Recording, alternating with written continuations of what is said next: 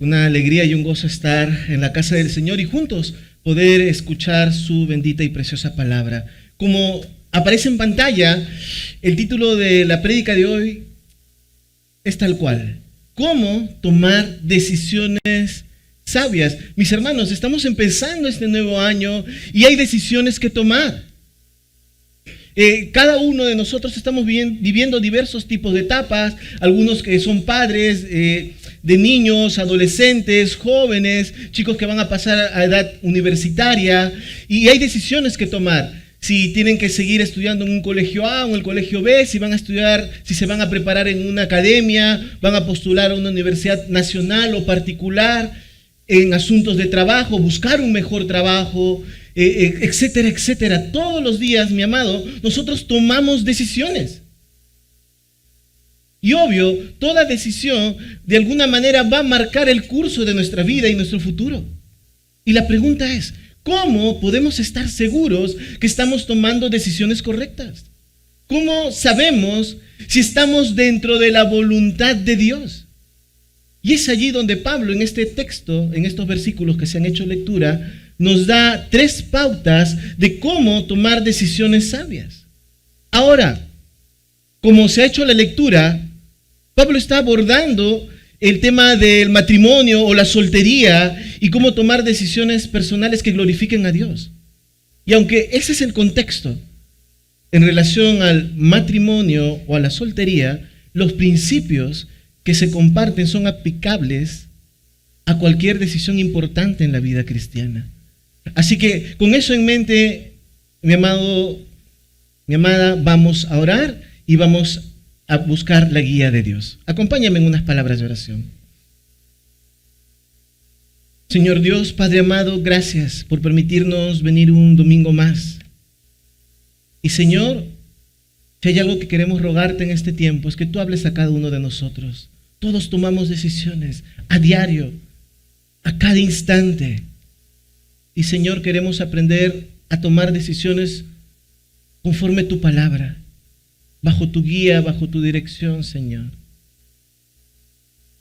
Háblanos y permítenos, Señor, corregir, dirigir toda nuestra vida, todas nuestras decisiones. Bajo tu escrito está, bajo tu palabra. En Cristo Jesús oramos así. Amén. Muy bien, entonces, ¿cómo tomar decisiones sabias? En primer lugar, buscando discernimiento espiritual. Dice el versículo 36. Pero si alguno piensa que es impropio para su hija virgen que pase ya de edad y es necesario que así sea, haga lo que quiera, no peca y que se case. Tú te das cuenta claramente al hacer la lectura del texto bíblico que Pablo está tratando un tema muy particular. En esa época, en el tiempo de Pablo, los padres tenían un papel crucial en las decisiones matrimoniales de sus hijos. Prácticamente en la cultura judía, los matrimonios se arreglaban entre los padres. Los hijos no tenían ningún tipo de participación en ese aspecto. Y recordando, y tal vez para aquellos que no han estado en prédicas anteriores, todo este capítulo 7 es una serie de respuestas sobre las dudas que tenían los hermanos de la iglesia de Corinto de cómo vivir en santidad. Ellos querían vivir de una manera que agrada a Dios, y es allí donde en su razonamiento ante esta sociedad hipersexualizada, ellos creían que ahora que habían llegado al Señor, que tener relaciones sexuales, por ejemplo, dentro del matrimonio era pecaminoso. Y que la mejor opción para vivir en santidad era abstenerse de todo y no casarse. Y es allí donde nacen diversos tipos de preguntas. Para aquellos que venían de matrimonios mixtos, porque yo acabo de conocer al Señor, mi esposo no, ¿qué hacemos? ¿Me mantengo casado? No, me separo. ¿Es lícito tener relaciones sexuales con mi esposo que es no creyente? Etcétera, etcétera. O mujeres que habían enviudado, que se habían quedado solas, ¿puedo volver a casarme o no? ¿En qué circunstancias? Yo aún no he tenido pareja, ¿qué debo hacer? Mejor me quedo solo para servir al Señor o sola.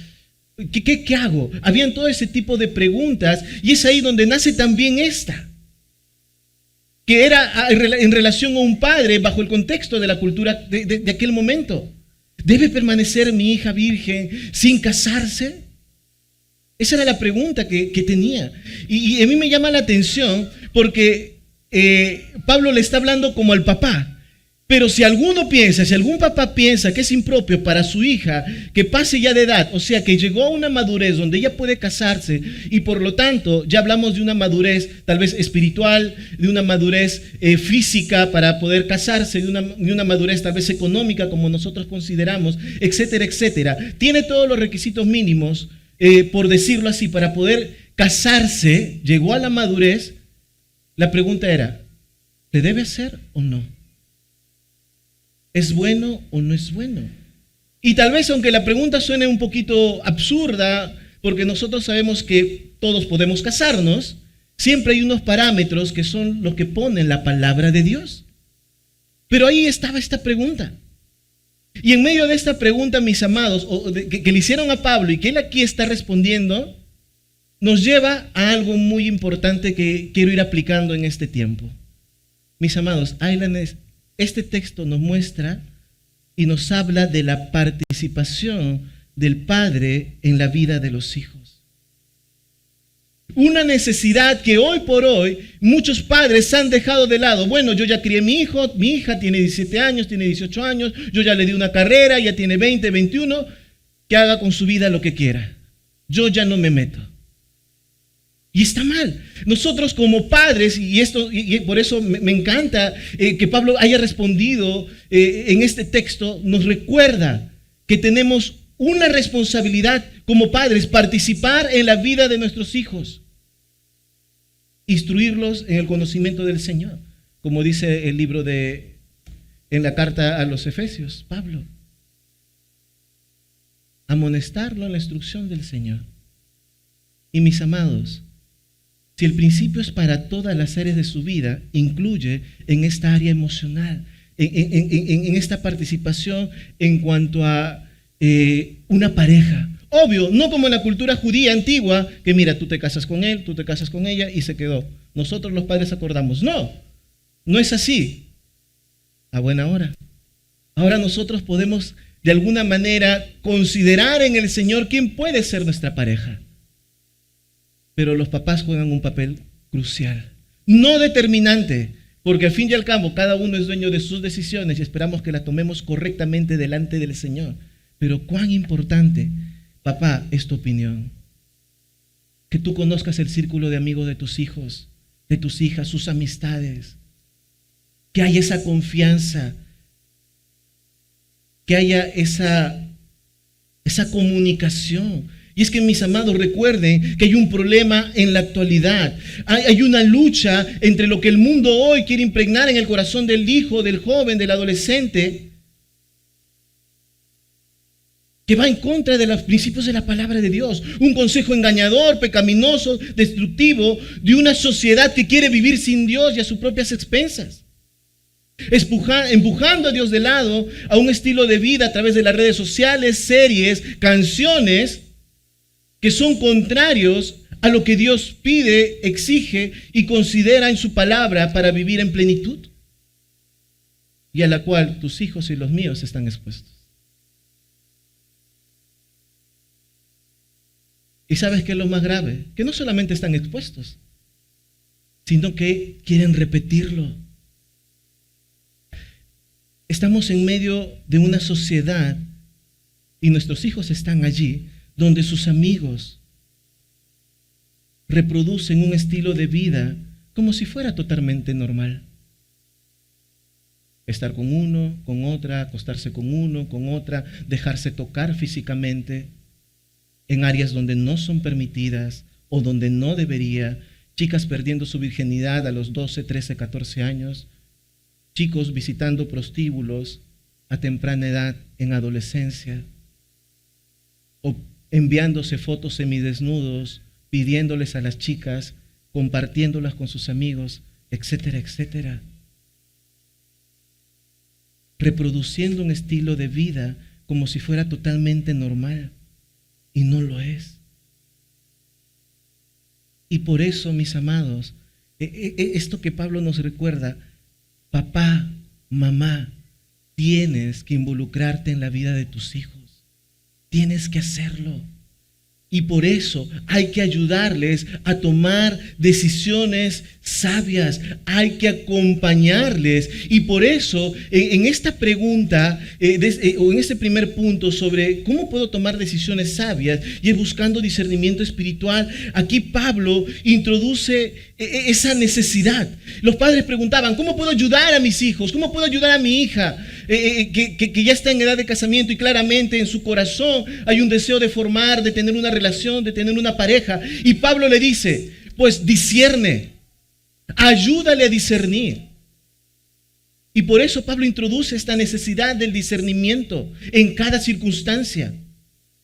No se trata de un mandato absoluto de ¿se casan todos o todos se permanecen solteros? No, sino de entender la voluntad de Dios para cada situación. Y la pregunta es, ¿y qué es el discernimiento espiritual? En la pantalla aparecerá. El discernimiento espiritual es la capacidad dada por el Espíritu Santo para distinguir entre la verdad y el error, entre lo bueno y lo malo, y lo que está dentro o fuera de la voluntad de Dios, según los principios de su palabra. Es el proceso por el cual el creyente evalúa con sabiduría sus decisiones, acciones y circunstancias a la luz de las Escrituras bajo la guía del Espíritu Santo, buscando glorificar a Dios en cada área de su vida. Es la sensibilidad para escuchar y obedecer la voz de Dios, desarrollada a través de una relación íntima con Él en oración y comunión constante. Wow, qué difícil, ¿no? No se trata de a mí me parece, yo creo que es así, mis amigos hicieron así, mis padres hicieron así, mis tíos. No. Se trata de la guía del Espíritu Santo. Se trata de distinguir entre lo correcto y lo incorrecto a la luz de la palabra de Dios. Se trata de evaluar en sabiduría bajo la guía del Espíritu Santo. Se trata de buscar a glorificar a Dios. Se trata de escuchar su voz y allí obedecerle. Por eso es que Pablo no impone una sola vía, cásense o permanezcan solteros, no, sino que debemos buscar el discernimiento espiritual porque cada situación es particular en cada persona. Y por eso, cuando Pablo dice en el texto bíblico, si algún padre, si alguno piensa que no está actuando decorosamente, o sea, está discerniendo en el Señor, está haciendo un autoexamen, está evaluando los principios bíblicos a la luz de su toma de decisiones, entonces va por buen camino. Será por eso que Santiago dice en el libro de Santiago capítulo 1, versículo 5, dice así: si alguno de vosotros tiene falta de sabiduría, pídala a Dios, el cual da a todos abundantemente y sin reproche, y le será dado. Si tienes que tomar decisiones, si necesitas discernimiento espiritual, pídele a Dios. Dios, dame sabiduría para tomar, ayúdame a discernir entre lo bueno y lo malo, entre lo correcto y lo que no lo es. Porque tal vez para esa persona tomar esa decisión es correcto y le va a ayudar porque es en su circunstancia, pero no necesariamente es lo mismo para ti. Y por eso necesitamos del discernimiento que viene de lo alto, de la guía del Espíritu Santo por parte de Dios. Así que, antes de elegir un camino, casarse, cambiar de carrera, un trabajo, mudarse, etcétera, mis amados, debemos hacer una pausa para orar y examinar, para pedir discernimiento. Y por eso ya aparecerá manera de reflexión para este primer punto. El discernimiento espiritual se cultiva cuando abrimos nuestro corazón a la guía del Espíritu Santo, permitiendo que Dios ilumine nuestro camino antes de dar cada paso. Y escucha bien, porque dice antes, lo que nosotros solemos hacer es, tomamos las decisiones y le decimos, Dios bendíceme. Y créeme que no funcionan así las cosas. Muy bien, yo conocí, hablando del contexto de pareja, un chico que recién está viniendo a la iglesia, por si acaso, en el ejemplo de una señorita, ¿no? Está viniendo a la iglesia, el chico viene, comienza a mostrar su primer amor en el Señor, está sirviendo, viene a la célula y todo lo demás y quiere empezar una relación con ella. Y comienzan una relación sin buscar una consejería, sin buscar una guía, y de repente ahora sí, ya empezaron una relación y buscan al pastor y le dice: pastor, quiero que nos bendigan, que nos guíen en estos pasos. Tomaron decisiones, pero fuera del tiempo de Dios. Y quieren que Dios les bendiga.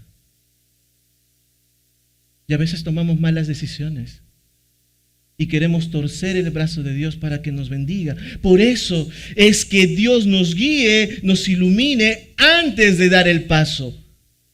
Porque si no, tú ya decidiste. Y escúchame bien, cuando tú y yo decidimos nos va mal. Esa es la verdad. Tenemos que dejar que Dios sea quien nos guíe. El creyente que consulta a Dios antes de actuar, escucha bien, papá, mamá, joven, adulto, es para todos.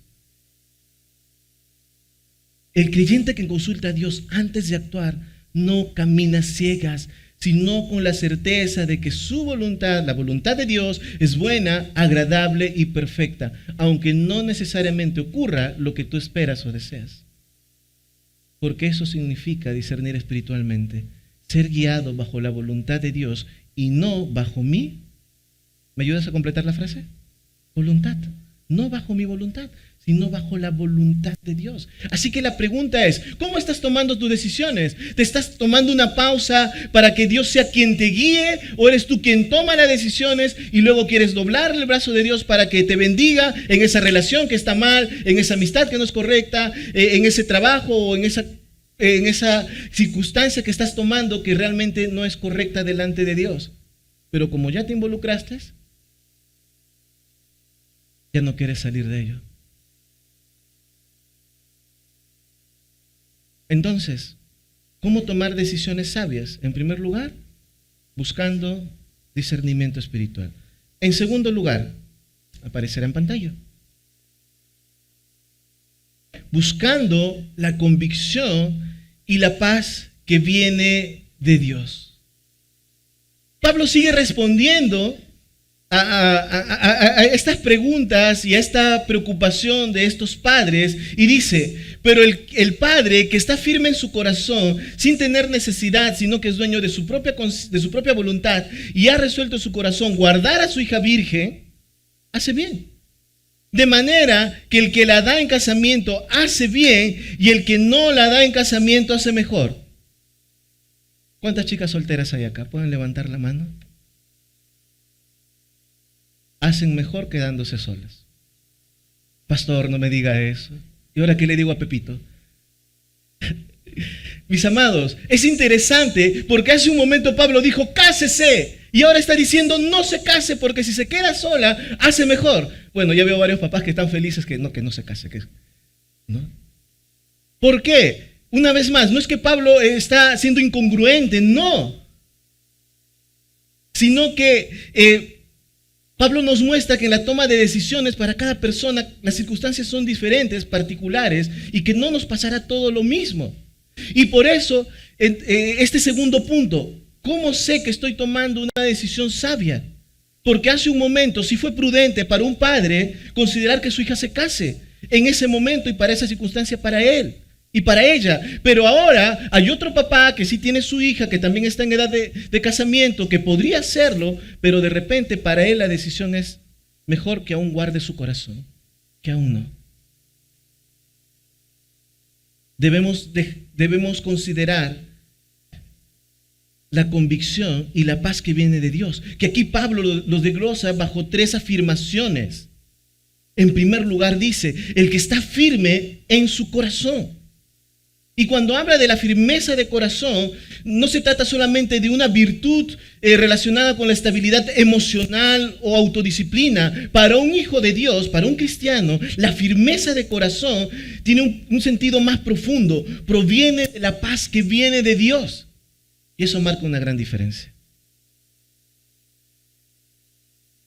Se trata de tomar decisiones desde la convicción y la paz divina, no desde la inseguridad o la urgencia pasajera.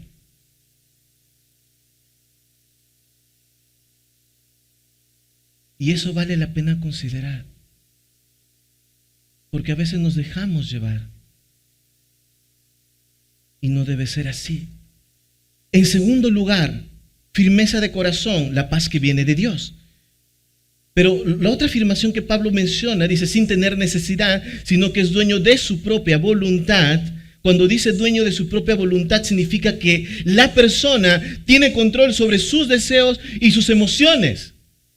Si tuviéramos que decir en el contexto de la chica que está en edad de casamiento y debe estar sola o no, una chica que es madura emocionalmente, un chico que es maduro emocionalmente. Y qué bueno que Dios me permite mencionarlo. Porque sabes, si tú quieres empezar una relación de pareja, tienes que ser estable emocionalmente. Pero si estás coqueteando por aquí con una, con otra y con otra, no. Si como mujercita eres inestable emocionalmente porque viene un chico y te ilusiona fácilmente, porque simplemente comienza una amistad contigo y de repente aparece otro muchacho en la universidad y que también, porque ves que tiene cualidades, porque es buena gente y también te ilusiona, y de repente en la iglesia hay un chico que sirve, que tú ves sus cualidades, que es un lindo siervo de Dios porque comparte la palabra, la explica, Dios lo utiliza y te ilusionas, perdóname, pero eres inestable emocionalmente, te ilusionas muy fácilmente. Y acá Pablo habla de alguien que sabe controlar sus deseos y sus emociones. Y una vez más, Pablo lo está aplicando a la parte de relación, de pareja, de casarse o no, pero el principio es el mismo. Estamos hablando de una persona que tiene control sobre sus deseos y sus emociones, no se deja arrastrar por los impulsos o las influencias externas. No es alguien, hay una palabra que a veces lo he escuchado que me dicen, soy fácil de influenciar. Me dejo llevar fácilmente por la corriente. Bueno, si eres alguien así, entonces no estás tomando decisiones sabias y no podrás hacerlo. En el contexto se refiere a una persona que no siente la necesidad urgente de casarse y que tiene la capacidad de vivir en soltería con dominio propio y sobre todo en su área sexual. Y recuerda esto, aquel que tiene dominio propio es aquella persona que somete su voluntad a la voluntad de Dios. Eso es hermoso. Aquella persona que tiene dominio propio es aquella persona que dice, mi voluntad, si bien es cierto, yo tomo decisiones, pero mi voluntad está sometida a una voluntad mayor, a una voluntad más fuerte y mejor que la mía, es la voluntad de Dios. Y yo hago lo que Dios dice, no lo que mis impulsos, mis deseos, las circunstancias me piden. No. Sino dejo que Dios sea quien me guíe. Por eso, este segundo punto, con convicción y la paz que viene de Dios. Esa convicción que Dios te va a dar a través de su palabra. Y recuerda esto, el dominio propio es fruto del Espíritu Santo. Aquel que ha nacido de nuevo, que es un hijo de Dios, tiene este fruto. Y en tercer lugar, porque son tres afirmaciones que nos lleva a la convicción y la paz que viene de Dios. Aún no, déjalo en el anterior, por favor. La tercera frase o afirmación en este pasaje es, y ha resuelto en su corazón, una resolución de corazón. Esta palabra resuelto indica que la persona ha llegado a una decisión definitiva después de un proceso de reflexión y oración. No es una decisión impulsiva ni superficial, sino una conclusión basada en el discernimiento espiritual y la convicción personal. Pablo describe a alguien que ha considerado todas las variables. En este caso, estoy llamado a estar soltero o no, tengo gobierno sobre mi área sexual o no, puedo vivir soltero, las implicancias espirituales, etcétera, etcétera, todo. ¿Estoy dispuesto a no formar una familia o sí? Y ha llegado a una resolución en paz. Y por eso, mis amados, de acuerdo a la palabra de Dios, las decisiones deben tomarse con un corazón dispuesto a obedecer a Dios. No para satisfacer expectativas humanas o anhelos egoístas. Resolver algo en el corazón implica fe y la certeza de que la determinación que estoy tomando está alineada con la voluntad de Dios? Y por eso vale la pena considerarlo y aparecerá en pantalla. La clave para experimentar la convicción y la paz que viene de Dios en la toma de decisiones dependerá de cuán profunda sea nuestra relación con Dios. ¿Quieres tomar decisiones con convicción y con esa paz que sobrepasa todo entendimiento de la mano de Dios? Entonces evalúa tu relación con Él. ¿Cómo está tu relación con Dios? Pastor, yo vengo a los cultos. No, yo no te he preguntado si vienes a los cultos. ¿Cómo está tu relación con Dios? Pastor, yo tengo mi Biblia.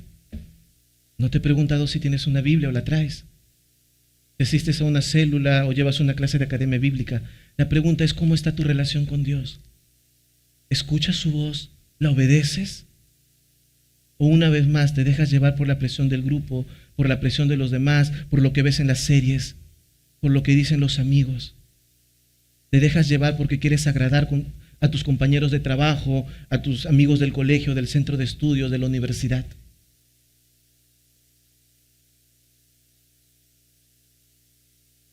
Es más, permíteme ayudarte con una pequeña evaluación. El año pasado,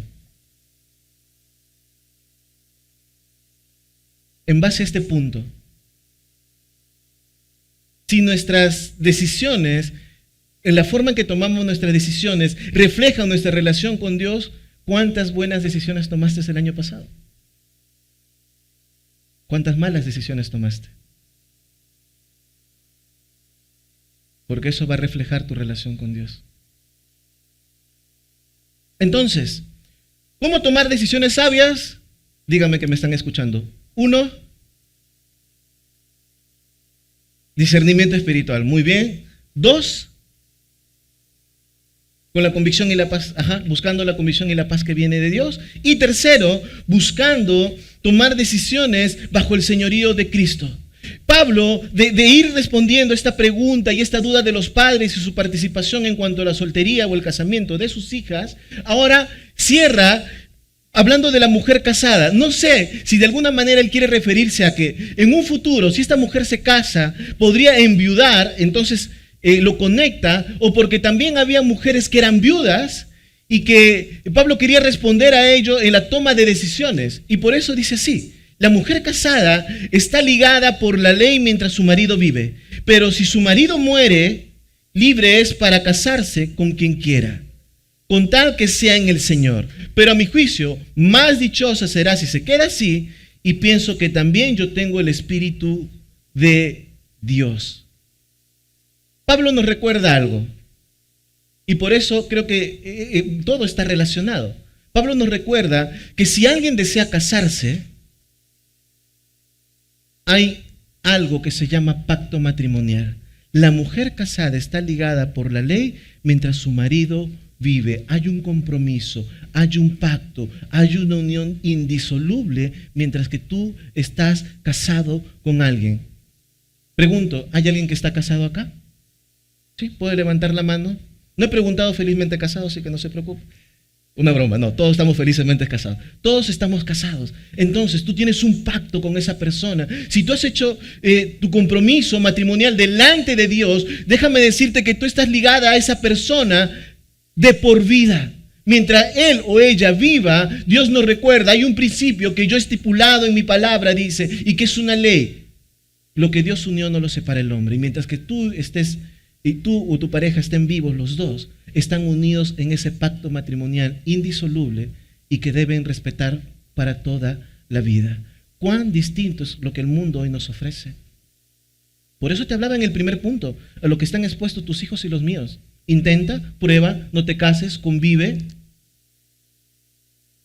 Pero Dios es bien claro.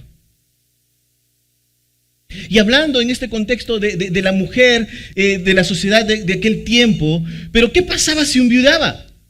Déjame decirte que si una mujer enviudaba, perdía todo. Perdía bienes, perdía propiedades, perdía hasta el apellido.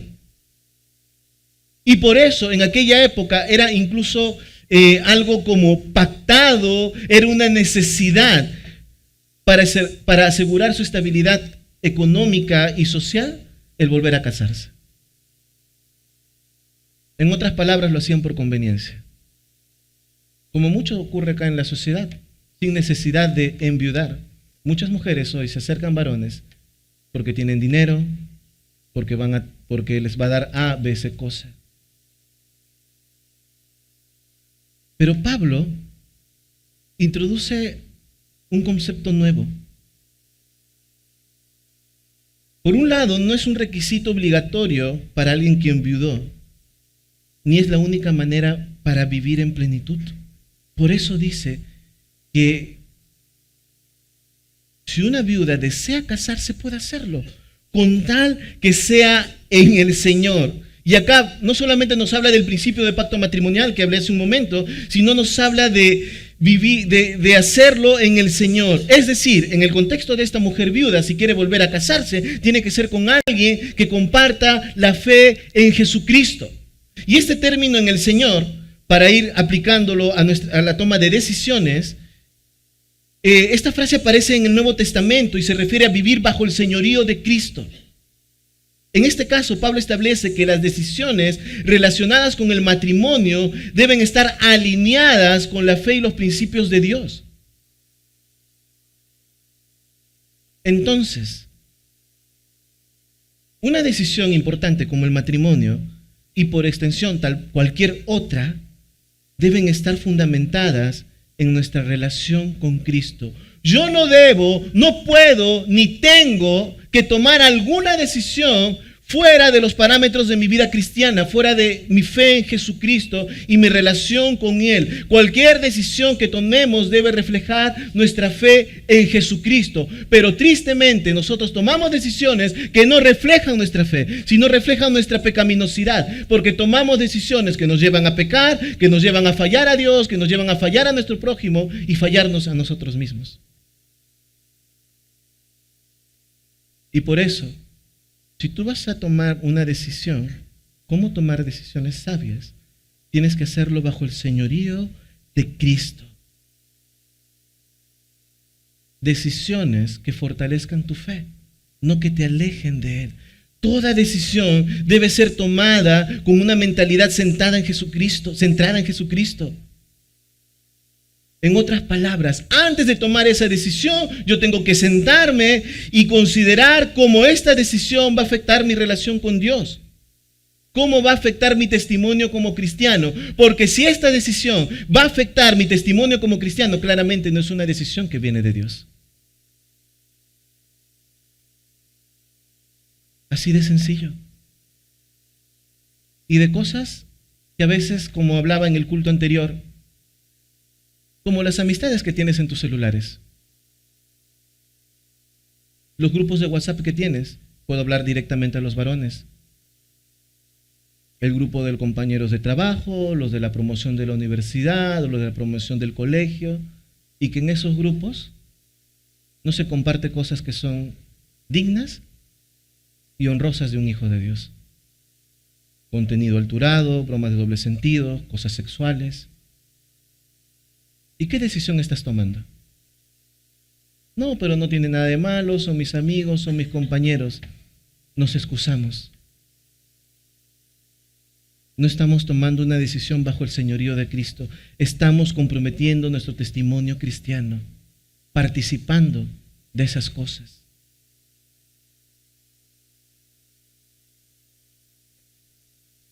Tengamos cuidado. Y aparecerá a manera de reflexión, siguiente pantalla. Nuestras decisiones revelan la profundidad de nuestra relación con Cristo y reflejan la prioridad que le damos en nuestra vida. Un corazón rendido al Señor transforma las más simples elecciones, como quiénes son mis amigos. Y permíteme mencionar, el año pasado, para esta época, en febrero, iniciamos un curso de pureza sexual con los adolescentes, que en este año vamos a terminar la segunda parte.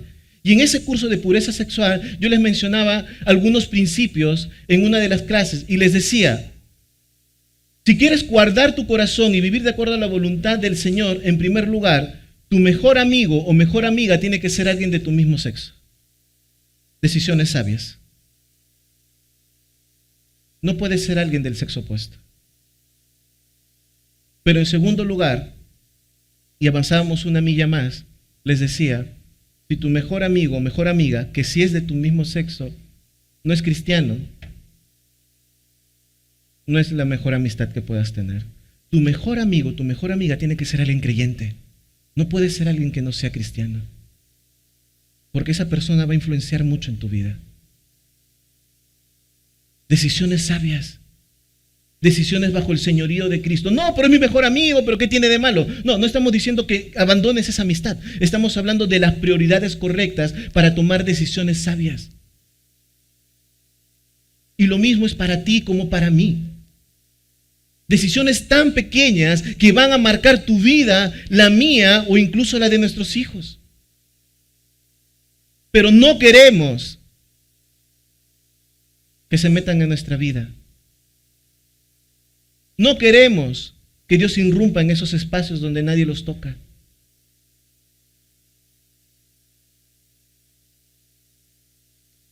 Y a las finales terminamos mal. Por eso decía, nuestras decisiones revelan la profundidad de nuestra relación con Cristo y reflejan la prioridad que le damos en nuestra vida. Porque si Cristo es tu mayor prioridad, déjame decirte, vas a alinear tu corazón a su voluntad. Un corazón rendido al Señor transformará las más simples lecciones de quién es tu mejor amigo, con quiénes conversas por WhatsApp, qué grupos tienes allí de tus compañeros de la promoción, del colegio, de la universidad o del trabajo. Va a transformar las más simples elecciones en oportunidades para sujetar su voluntad a la voluntad de Cristo y reflejarlo con su vida. La pregunta es, ¿estás dispuesto a hacerlo? Esa es la pregunta.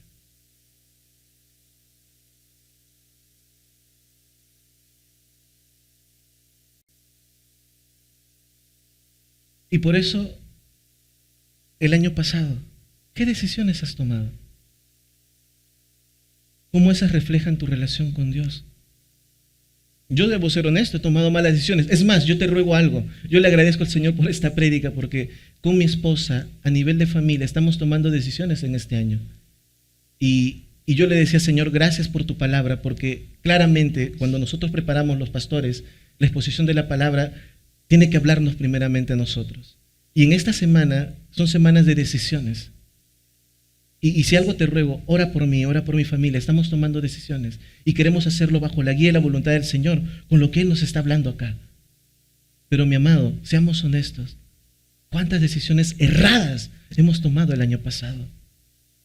Que han herido nuestro corazón, han herido nuestras relaciones, han afectado nuestra familia, han afectado nuestra relación con Dios y nuestro crecimiento espiritual. ¿Vamos a seguir igual? ¿Por qué no rendirnos y dejar que Dios nos ayude y nos enseñe a tomar decisiones bajo el discernimiento espiritual, con esa convicción y esa paz que viene de lo alto? Y como en este punto, dejando que el señorío de Cristo nos gobierne en la última palabra, donde si nuestra fe y nuestras convicciones y los principios cristianos nunca se pongan en negocio en cada una de ellas, sino que sean ellos quienes gobiernen nuestras decisiones, para no equivocarnos, para no fallar y no afectar nuestro crecimiento y nuestra vida espiritual. Amén. Oremos entonces. Señor Dios, Padre amado, gracias por el día de hoy. Gracias por tu palabra y gracias, Señor, porque tú quieres que este año 2025 como iglesia, de manera personal, en nuestra familia, en nuestros hogares, para nuestros hijos, tomemos decisiones sabias y prudentes. Que no cometamos los mismos errores del año pasado, dejándonos llevar por los impulsos, por la presión, por las circunstancias, por el momento o por lo que nos parecía. Y una vez más cerrar, no, Señor, tú no deseas eso. Ruego, Padre, para que de aquí en adelante cada uno de nosotros consideremos tu palabra, lo que hemos visto hoy, para evaluar cada decisión, para orar, para pedir discernimiento, sabiduría, para buscar guía y nunca deshonrar tu nombre, Jesucristo. y que si tengamos que decir no a una conversación, a una amistad, a una propuesta, a una decisión, lo hagamos sabiendo que, como dice tu palabra, tu voluntad es buena, agradable y perfecta. En el nombre de Jesús, Dios, oramos así.